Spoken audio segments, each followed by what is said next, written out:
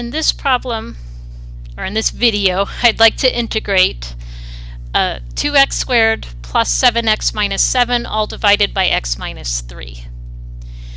So the thing to notice when you're starting out with this integral is that the degree of the numerator, and I'm going to write this out because it's important, the degree of the numerator is greater than the degree of the denominator. When you see that, then it's important to note that what you're looking at is an improper rational expression. And it's even considered improper if it's the same degree top and bottom, by the way. So if this were just, let me cover up the 2x squared for a second, if this were just 7x minus 7 over x minus 3, that is also considered improper. When you're looking at an improper rational expression, before you think about how to integrate, well, you may consider, could I just use a u substitution here and get that to work? In this case, that's not going to work out. So then what you should do is divide the numerator by the denominator. I'm going to abbreviate. Divide the numerator by the denominator and rewrite that integrand before you think about how you want to actually integrate it. So in this case, we should divide, and I'm going to use long division, x minus 3 into 2x squared plus 7x minus 7. If you remember how to do synthetic division, that is faster. The only hang up with synthetic division is that it only works when you have a denominator of the form x minus a number or x plus a number. So if you had, say, x squared minus 3 in the denominator, synthetic division doesn't work, whereas long division works in all cases. So that's why I'm going to demonstrate long division here. So if it's been a while since you've divided polynomials, I'm going to walk through it. So in each step of this division, you divide only the leading terms. So in this case, divide 2x squared by x. So that gives you 2x to the first. So we put 2x up here, and I'm lining it up above the x to the first. Now you multiply 2x times this expression over here. So 2x times x is 2x squared. 2x times negative 3 is minus 6x. Subtract all of that from what's above it.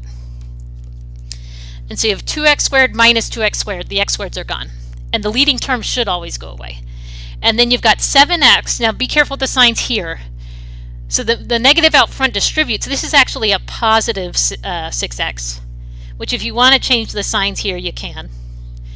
But so when you put that together, this is going to give you 13x. And then I'm going to bring down the minus 7 there. So when they're the same degree, you should keep going. Repeat that process. Divide just the leading terms. So 13x divided by x gives you just 13.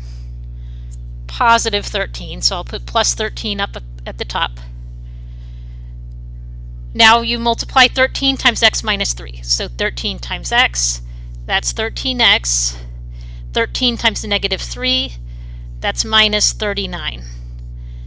And subtract from what's above.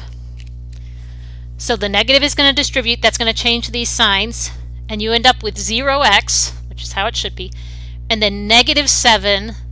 When you distribute the negative, this will actually be plus 39, so you end up with positive 32. When the degree down here is smaller than the degree of your denominator, that's when you stop, and what you're looking at right here is the remainder. So the work over here shows us that what's in this original integral is equal to this quotient, 2x plus 13, with a remainder of positive 32. So we can write that as plus 32 over x minus 3. So here is the proper form of this original expression. Now we can integrate it. So the antiderivative of 2x, function whose derivative is 2x, that's x squared. Antiderivative of a constant is always just that constant times x. Now we want the antiderivative of this piece right here. So I'm going to write out some steps for this. I'm going to go ahead and move the 32 in front, and then we just need to think about the antiderivative of 1 over x minus 3. So just to be clear, I took the antiderivative here, so no integral symbol. Same here. The 32 I'm just kind of moving aside, and then I have not yet taken an antiderivative of the 1 over x minus 3. So that's why this one still has the integration symbols around it. This integral here, though, does have the form 1 over u du. If u equals x minus 3, then du is just equal to 1 times dx. So this integral here has the form 1 over u du, and so the antiderivative is natural log of the absolute value of u. Okay, now let me just copy down everything else. So this is x squared plus 13x plus 32 times, and then right here in this column is where we evaluated the integral of 1 over x minus 3. So this is our final answer. The key to this problem is the division, as you can see. The actual integration, once you rewrite it, is no big deal.